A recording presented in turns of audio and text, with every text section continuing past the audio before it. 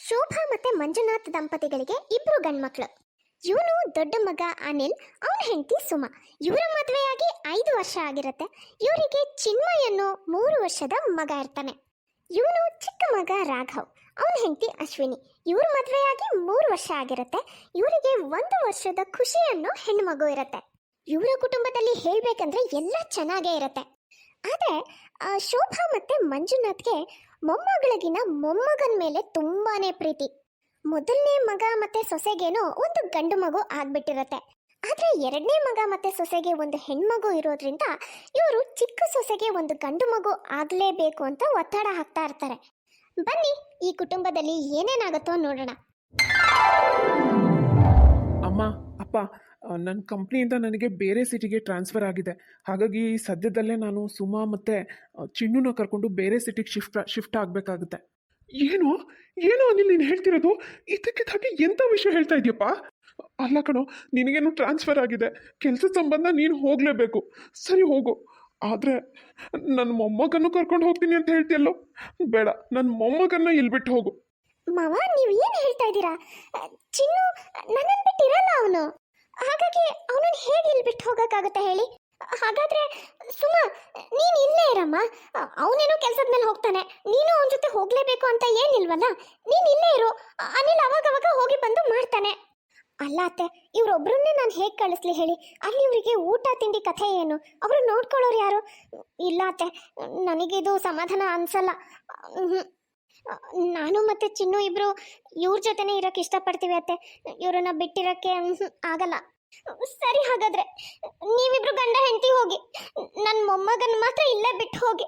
ನಮಗಿರೋದೊಬ್ಬನೇ ಒಬ್ಬ ಮೊಮ್ಮಗ, ಅವನು ಇಲ್ಲಿಂದ ನಿಮ್ಮ ಜೊತೆ ಬಂದ್ಬಿಟ್ರೆ ನಾವು ಇಲ್ಲಿ ಹೇಗಿರೋದು? ನಮ್ಮಿಂದ ಆಗಲ್ಲಪ್ಪ. ನಮ್ಮ ಮೊಮ್ಮಗನ್ ಬಿಟ್ಟಿರೋಕ್ಕೆ ನಮ್ಮಿಂದ ಸಾಧ್ಯ ಇಲ್ಲ. ಆಗ ಅಲ್ಲಿಗೆ ಅಶ್ವಿನಿ ಬರ್ತಾಳೆ. ಅತ್ತೆ, ಮಾವ, ಯಾಕೆ ಅಷ್ಟೊಂದು ಬೇಜಾರು ಮಾಡ್ಕೋತೀರಾ? ನಿಮಗೆ ನನ್ನ ಮಗಳು ಖುಷಿ ಇರ್ತಾಳಲ್ವಾ, ಅವ್ರ ಜೊತೆ ಆಟ ಆಡ್ಕೊಂಡು ಸಮಯ ಕಳಿಬಹುದು. ಖುಷಿ ಈಗ 1 ವರ್ಷದವಳಾಗಿದ್ದಾಳೆ, ಬಹಳ ಚೂಟಿಯಾಗಿದ್ದಾಳೆ. ನೀವು ಅವಳ ಜೊತೆ ಇದ್ರೆ ನಿಮಗೆ ಸಮಯ ಹೋಗೋದೇ ಗೊತ್ತಾಗಲ್ಲ. ಹೌದಮ್ಮ, ನಿನ್ನ ಮಗಳಿದ್ದಾಳೆ, ಆದರೆ ನಮಗೆ ನಮ್ಮ ಮೊಮ್ಮಗನ ಜೊತೆ ಇರಬೇಕು, ಅವನ ಜೊತೆ ಆಟ ಆಡಬೇಕು.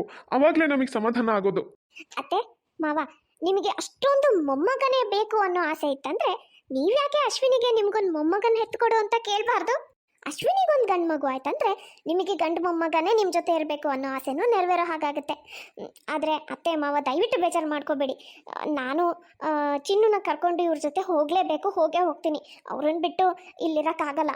ಹೀಗೆ ದೊಡ್ಡ ಮಗ ಅನಿಲ್ ಹೆಂಡತಿ ಮತ್ತೆ ಮಗನ ಜೊತೆ ಬೇರೆ ಸಿಟಿಗೆ ಶಿಫ್ಟ್ ಆಗ್ತಾನೆ. ಇವ್ರು ಆ ಕಡೆ ಹೋದ ನಂತರ ಶೋಭಾ ಮತ್ತೆ ಮಂಜುನಾಥ್ ಇಬ್ರು ಚಿಕ್ಕ ಸೊಸೆ ಅಶ್ವಿನಿಗೆ ಮೊದಲಕ್ಕಿಂತ ಹೆಚ್ಚು ಗಂಡು ಮಗು ಆಗ್ಬೇಕು ಅನ್ನೋ ಒತ್ತಡ ಹಾಕೋಕ್ ಶುರು ಮಾಡ್ತಾರೆ. ಒಂದಿನ ಬೆಳಗ್ಗೆ ಸಮಯ. ಅತ್ತೆ ಮಾವ, ತಿಂಡಿ ರೆಡಿ ಇದೆ, ನಿಮ್ಗೆ ಇಲ್ಲಿಗೆ ತಂದ್ಕೊಡ್ಲಾ ಅಥವಾ ಡೈನಿಂಗ್ ಟೇಬಲ್ ಅಲ್ಲಿ ಬಡಿಸ್ಲಾ? ತಿಂಡಿ ಈಗಲೇ ಬೇಡಮ್ಮ ಅಶ್ವಿನಿ, ಅಷ್ಟೊಂದು ಹಸಿವಾಗ್ತಾ ಇಲ್ಲ, ಆಮೇಲೆ ತಿಂತೀವಿ. ಅಶ್ವಿನಿ, ನೀನು ನಮ್ಮನ್ನು ತುಂಬ ಚೆನ್ನಾಗಿ ನೋಡ್ಕೋತೀಯ. ನಿನ್ನ ಬಗ್ಗೆ ಕಂಪ್ಲೇಂಟ್ ಮಾಡೋ ಅಂಥದ್ದು ನಮಗೆ ಏನೂ ಇಲ್ಲಮ್ಮ. ಆದರೆ ಏನು ಮಾಡೋದಮ್ಮ, ನಮಗೆ ನಮ್ಮ ಮೊಮ್ಮಗ ಚಿನ್ನು ನೆನಪು ತುಂಬಾ ಕಾಡುತ್ತೆ. ನಿಮಗೆ ಚಿನ್ನು ತುಂಬ ನೆನಪಾಗ್ತಿದ್ದಾನೆ ಅಂದರೆ ಅವನನ್ನ ಒಂದು 2-3 ದಿನದ ಮಟ್ಟಿಗೆ ಇಲ್ಲಿ ಕರೆಸ್ಕೊಳ್ಳಿ. ಆದರೂ ಮಾವ, ನೀವು ನನ್ನ ಹತ್ರ ಏನು ಹೇಳಬೇಕು ಅಂತ ಅನ್ಕೊಂಡಿದ್ದೀರಾ? ನನಗೆ ಸರಿಯಾಗಿ ಅರ್ಥ ಆಗಿಲ್ಲ. ಏನಮ್ಮ ಅಶ್ವಿನಿ, ಅಷ್ಟು ಅರ್ಥ ಆಗಲ್ವಾ ನಿನಗೆ? ಅರ್ಥ ಆಗಲಿಲ್ವೋ ಅಥವಾ ಅರ್ಥ ಆದರೂ ಆಗದೆ ಇರೋ ಥರ ನಾಟಕ ಮಾಡ್ತಾ ಇದೆಯೋ ನನಗೆ ಅರ್ಥ ಆಗ್ತಿಲ್ಲ. ಹೋಗಲಿ ಬಿಡು, ನಾನೇ ಹೇಳ್ತೀನಿ. ನಿಮ್ಮ ಮಾವನಿಗೆ ಯಾವಾಗಲೂ ಮೊಮ್ಮಗ ಇರಬೇಕು, ಮೊಮ್ಮಗನ ಜೊತೆ ಸದಾ ಆಟ ಆಡ್ಕೊಂಡಿರ್ಬೇಕು ಅನ್ನೋ ಆಸೆ ಇತ್ತು. ಇಷ್ಟು ದಿನ ಚಿನ್ನು ಇಲ್ಲಿದ್ದ, ಚಿನ್ನು ಜೊತೆ ಸಮಯ ಕಳೀತಾ ಇದ್ರು. ಈಗ ಅವನು ಬೇರೆ ಸಿಟಿಗೆ ಅಪ್ಪ ಅಮ್ಮನ ಜೊತೆ ಹೋಗಿದ್ದಾನೆ. ಅವನನ್ನ 1-2 ದಿನದ ಮಟ್ಟಿಗೆ ನಾವು ಕರ್ಸ್ಕೊಂಡ್ರು ಅವ್ನು ಮತ್ತೆ ವಾಪಸ್ ಅಲ್ಲಿಗೆ ಹೋಗ್ಲೇಬೇಕಲ್ವಾ? ಹಾಗಾಗಿ ನಿನಗೆ ಒಂದು ಗಂಡು ಮಗು ಆಗ್ಬಿಟ್ರೆ ಮೊಮ್ಮಗನ ಜೊತೆ ಕಾಲ ಕಳಿಬೇಕು ಅನ್ನೋ ನಮ್ಮ ಆಸೆ ಈಡೇರ್ದ ಹಾಗಾಗುತ್ತೆ ಅನ್ನೋದು ನಿಮ್ಮ ಮಾವ ಹೇಳ್ತಾ ಇರೋದು. ಅತ್ತೆ ಮಾತಿಗೆ ಅಶ್ವಿನಿ ಏನೂ ಉತ್ತರ ಕೊಡಲ್ಲ, ಸುಮ್ಮನಾಗ್ಬಿಡ್ತಾಳೆ. ಆದರೆ ಸಂಜೆ ಅಡುಗೆ ಮನೆಯಲ್ಲಿ ಅತ್ತೆ ಹತ್ರ ಹೋಗಿ ಹೇಳ್ತಾಳೆ, ಅತ್ತೆ, ಬೆಳಗ್ಗೆ ಮಾವನು ಇದ್ದಿದ್ರಿಂದ ನನಗೇನೂ ಮಾತಾಡೋಕೆ ಸಾಧ್ಯ ಆಗಲಿಲ್ಲ. ಅದಕ್ಕೆ ಈಗ ನಿಮ್ಮ ಹತ್ರ ಮಾತಾಡೋಣ ಅಂತ ಬಂದೆ. ಅಲ್ಲ ಅತ್ತೆ, ಮಾವ ಪದೇ ಪದೇ ಮೊಮ್ಮಗ ಬೇಕು ಮೊಮ್ಮಗ ಬೇಕು ಅಂತ ಯಾಕೆ ಹೇಳ್ತಾರೆ ಅಂತಾನೆ ನನಗೆ ಅರ್ಥ ಆಗ್ತಿಲ್ಲ. ಯಾವಾಗ ನೋಡಿದ್ರು ಮೊಮ್ಮಗ ಬೇಕು ಅಂತ ನನ್ನ ಮೇಲೆ ಒತ್ತಡ ಹಾಕ್ತಾ ಇರ್ತಾರೆ. ಮಾವ ಅಷ್ಟೇ ಅಲ್ಲ ಅತ್ತೆ, ನೀವು ಕೂಡ ಯಾವಾಗಲೂ ಮೊಮ್ಮಗನೇ ಬೇಕು ಅನ್ನೋ ಥರ ಹೇಳ್ತಾ ಇರ್ತೀರಾ. ಅದರಲ್ಲಿ ಏನು ತಪ್ಪಿದ್ಯಮ್ಮ? ನಾವು ಸರಿಯಾಗಿ ಹೇಳ್ತಾ ಇದ್ದೀವಲ್ಲ. ನಮ್ಮಿಬ್ರಿಗೂ ಮೊಮ್ಮಗನ ಮೇಲೆ ಆಸೆ ಜಾಸ್ತಿ. ಮೊಮ್ಮಗನೇ ನಮ್ಮ ಜೊತೆ ಸದಾ ಇರಬೇಕು ಅಂತ ನಾವು ಇಷ್ಟಪಡ್ತೀವಿ. ವಯಸ್ಸಾಗಿರೋ ಈ ಕಾಲದಲ್ಲಿ ನಾವು ನಮ್ಮ ಆಸೆನ ವ್ಯಕ್ತಪಡಿಸೋದ್ರಲ್ಲಿ ತಪ್ಪೇನಿದೆಯಮ್ಮ?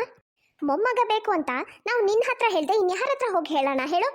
ಅಲ್ಲ ಅತ್ತೆ, ನನ್ನ ಮಗಳು ಖುಷಿ ಇನ್ನೂ 1 ವರ್ಷದ ಮಗು, ಅವಳಿನ್ನೂ ಚಿಕ್ಕವಳು. ಈಗಲೇ ನಾನು ಇನ್ನೊಂದು ಮಗುನ ಹೇಗೆ ಮಾಡ್ಕೊಳಕ್ಕಾಗತ್ತೆ? ಹೋಗ್ಲಿ, ನೀವು ಹೇಳೋ ಹಾಗೆ ನಾನು ಇನ್ನೊಂದು ಮಗು ಮಾಡ್ಕೊಂಡ್ರು ಕೂಡ ಅದು ಗಂಡು ಮಗುನೇ ಆಗುತ್ತೆ ಅನ್ನೋದು ಏನು ಗ್ಯಾರಂಟಿ? ಓ, ಅಂದ್ರೆ ಸಮಯ ನೋಡ್ಕೊಂಡು ನಾನೊಬ್ಳೇ ಇರೋದನ್ನ ನೋಡ್ಕೊಂಡು ನನಗೆ ತಿರುಗುತ್ತರ ಕೊಡ್ಬೇಕು ಅಂತ ಬಂದಿದ್ಯಾ? ಇಷ್ಟೆಲ್ಲ ಮಾತಾಡಕ್ ಬರೋ ನೀನು ಎಲ್ಲರ ಎದುರಿಗೂ ಇದನ್ನ ಹೇಳ್ಬೋದಾಗಿತ್ತಲ್ವಾ? ಹೇಳ್ಬೋದಾಗಿತ್ತತ್ತೆ. ಆದ್ರೆ ನನಗೆ ಇದನ್ನೆಲ್ಲ ಮಾವನ ಎದುರಿಗೆ ಹೇಳೋದು ಯಾಕೋ ಸರಿ ಅನಿಸ್ಲಿಲ್ಲ. ನನಗೆ ಕಂಫರ್ಟ್ ಕೂಡ ಅನ್ನಿಸ್ಲಿಲ್ಲ. ಅದಕ್ಕೆ ನಾನು ಅವಾಗ ಏನು ಮಾತಾಡದೆ ಸುಮ್ಮನೆ ಇದ್ದೆ. ಅದಕ್ಕೆ ನಾನು ನೀವೊಬ್ಬರೇ ಇರೋ ಸಮಯ ನೋಡ್ಕೊಂಡು ನಿಮ್ಮ ಹತ್ರ ಮಾತಾಡೋಣ ಅಂತ ಬಂದಿದ್ದೀನಿ. ನೋಡು ಅಶ್ವಿನಿ, ನೀನೇನೇ ಹೇಳಿದ್ರು ಕೇಳಕ್ಕೆ ನಾನಂತೂ ತಯಾರಿಲ್ಲ. ನಮಗೆ ಮೊಮ್ಮಗ ಬೇಕು ಅಷ್ಟೇ. ಮೊಮ್ಮಗನ ಜೊತೆನೇ ನಾವು ಕಾಲ ಕಳಿಬೇಕು ಅನ್ನೋದು ನಮ್ಮ ಆಸೆ. ಇಷ್ಟು ದಿನ ಚಿನ್ನು ಇದ್ದ, ಈಗ ಅವನು ಬೇರೆ ಊರಿಗೆ ಹೋಗಿದ್ದಾನೆ. ಅವನನ್ನ ಇಲ್ಲೇ ಕರ್ಸ್ಕೊಂಡು ಇಟ್ಕೊಳ್ಳೋದು ಸಾಧ್ಯ ಇಲ್ಲ. ಹಾಗಾಗಿ ನಿನ್ನಿಂದ ಒಬ್ಬ ಮೊಮ್ಮಗ ಆಗಲಿ, ಮೊಮ್ಮಗನ ಜೊತೆ ಕಾಲ ಕಳಿಬೇಕು ಅನ್ನೋ ನಮ್ಮ ಆಸೆ ಈಡೇರಲಿ ಅನ್ನೋದು ನಮ್ಮ ಬಯಕೆ. ಅಷ್ಟಕ್ಕೂ ನಿನಗಿರೋದು ಹೇಗೋ ಹೆಣ್ಮಗು, ನಿನಗೂ ಒಬ್ಬ ಗಂಡು ಮಗ ಅಂತ ಆಗ್ಲೇಬೇಕಲ್ವಾ? ಅತ್ತೆ ಮಾವನ ಒತ್ತಡದಿಂದ ಸಾಕಾಗಿ ಅಶ್ವಿನಿ ತನ್ನ ಗಂಡನ ಹತ್ರ ಇದ್ರ ಬಗ್ಗೆ ಮಾತಾಡೋ ಪ್ರಯತ್ನ ಮಾಡ್ತಾಳೆ. ರೀ, ಅತ್ತೆ ಮಾವ ಇಬ್ರು ನನಗೊಂದು ಗಂಡು ಮಗು ಆಗ್ಲೇಬೇಕು ಅಂತ ತುಂಬಾ ಹಠ ಮಾಡ್ತಾ ಇದ್ದಾರೆ, ತುಂಬಾ ಒತ್ತಡ ಆಗ್ತಾರೆ ನನ್ನ ಮೇಲೆ. ಮೊದಲು ಅವಾಗ ಹೇಳ್ತಾ ಇದ್ರು, ಆದ್ರೆ ಯಾವಾಗ ಚಿನ್ನು ಅವ್ರ ಅಪ್ಪ ಅಮ್ಮನ ಜೊತೆ ಬೇರೆ ಸಿಟಿಗೆ ಹೋದ್ನೋ ಅವಾಗಿಂದ ಅಂತೂ ನನ್ನ ಮೇಲೆ ತೀರಾ ಒತ್ತಡ ಮಾಡಿ ಹಿಂಸೆ ಆಗೋ ಹಾಗೆ ಮಾಡ್ತಾ ಇದ್ದಾರೆ. ಅಶ್ವಿನಿ, ಅವ್ರ ಮಾತನ್ನ ನೀನು ಅತಿಯಾಗಿ ಮನಸ್ಸಿಗೆ ಹಚ್ಕೋಬೇಡ. ಅಪ್ಪ ಅಮ್ಮಂಗೆ ಮೊಮ್ಮಗ ಅಂದರೆ ಎಷ್ಟಿಷ್ಟ ಅಂತ ನಿನಗೆ ಗೊತ್ತಲ್ವಾ? ಅದಕ್ಕೆ ಅವರು ಅಣ್ಣನಿಗೆ ಹೇಗೆ ಒಬ್ಬ ಮಗ ಇದ್ದಾನೋ ಅದೇ ರೀತಿ ನಮಗೂ ಒಬ್ಬ ಮಗ ಆಗಲಿ ಅಂತ ಆಸೆ ಪಡ್ತಾ ಇದ್ದಾರೆ ಅಷ್ಟೇ. ಅದ್ರ ಬಗ್ಗೆ ನೀನು ಅತಿಯಾಗಿ ತಲೆ ಕೆಡಿಸ್ಕೋಬೇಡ, ಆರಾಮಾಗಿರು. ಇವ್ರು ನಾನು ಹೇಳೋದನ್ನ ಸೀರಿಯಸ್ ಆಗಿ ತಗೋತಾ ಇಲ್ಲ.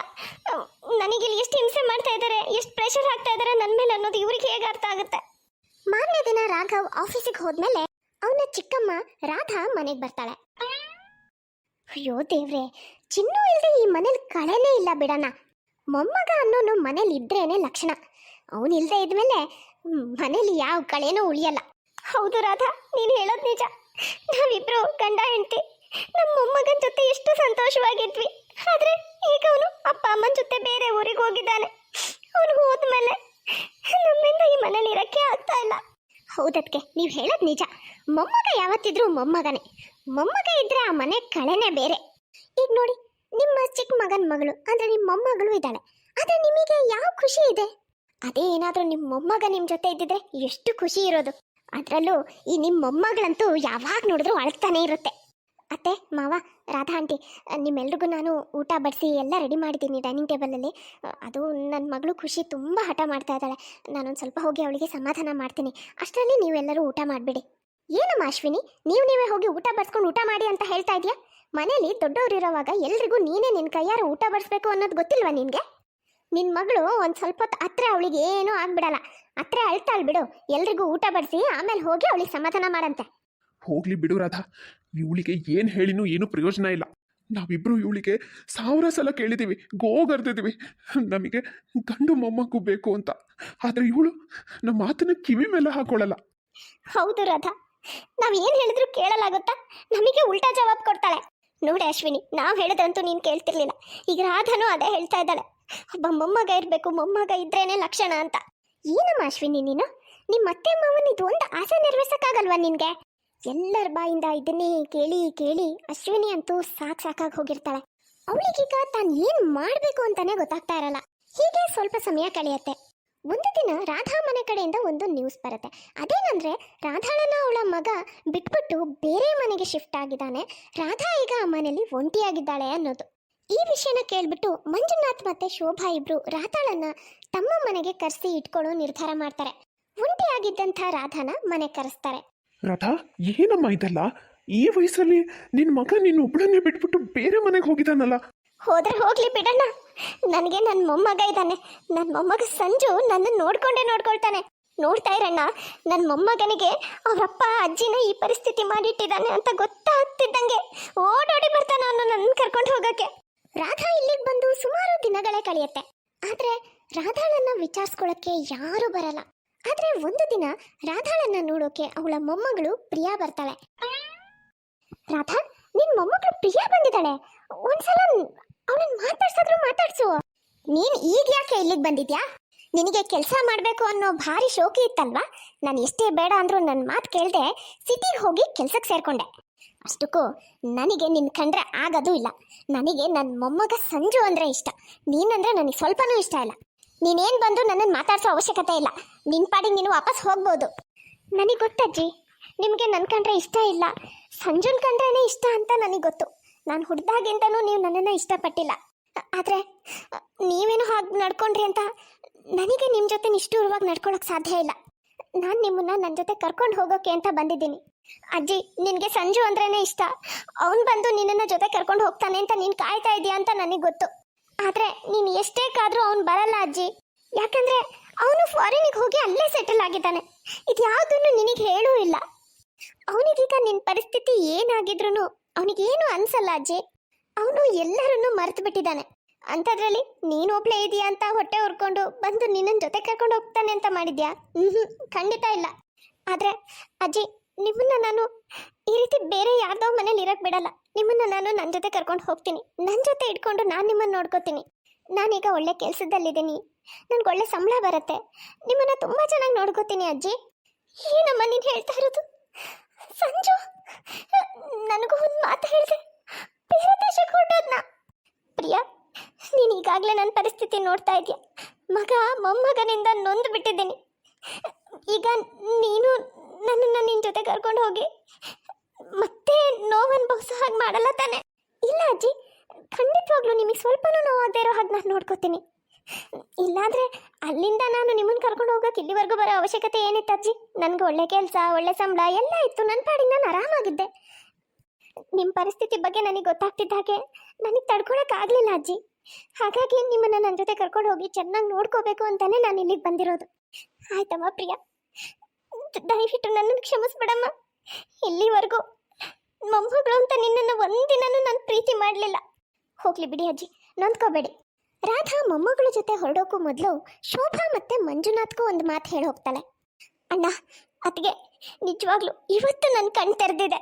ನಾನು ಯಾವತ್ತೂ ನನ್ನ ಮೊಮ್ಮಗ ಸಂಜುನ ಪ್ರೀತಿ ಮಾಡಿದೆ. ಅವನನ್ನ ಎಷ್ಟು ಚೆನ್ನಾಗಿ ನೋಡಿಕೊಂಡೆ. ಆದರೆ ನನ್ನ ಮೊಮ್ಮಗಳು ಪ್ರಿಯ ಕಡೆ ತಿರುಗೂ ಕೂಡ ನೋಡಲಿಲ್ಲ. ನಾನು ಮಾಡಿರೋ ತಪ್ಪನ್ನೇ ನೀವುಗಳು ಮಾಡ್ತಾ ಇದ್ದೀರಾ. ನನಗಿವತ್ತು ಮೊಮ್ಮಗ ಆದ್ರೇನು ಮೊಮ್ಮಗಳಾದ್ರೇನು ಅದರಲ್ಲಿ ಯಾವುದೇ ವ್ಯತ್ಯಾಸ ಇಲ್ಲ. ಇಬ್ಬರು ನಮ್ಮ ಮೊಮ್ಮಕ್ಕಳು ಅಂತ ನಾವು ಪ್ರೀತಿಸಬೇಕು. ಗಂಡು ಮಗು ಹೆಣ್ಣು ಮಗು ಅಂತ ನಾವು ಯಾವತ್ತೂ ಭೇದ ಮಾಡಬಾರ್ದು ಅನ್ನೋದು ನನಗಿವತ್ತು ಅರ್ಥ ಆಗಿದೆ. ದಯವಿಟ್ಟು ನನ್ನನ್ನು ನೋಡಿ ನೀವುಗಳು ಅರ್ಥ ಮಾಡ್ಕೊಳ್ಳಿ.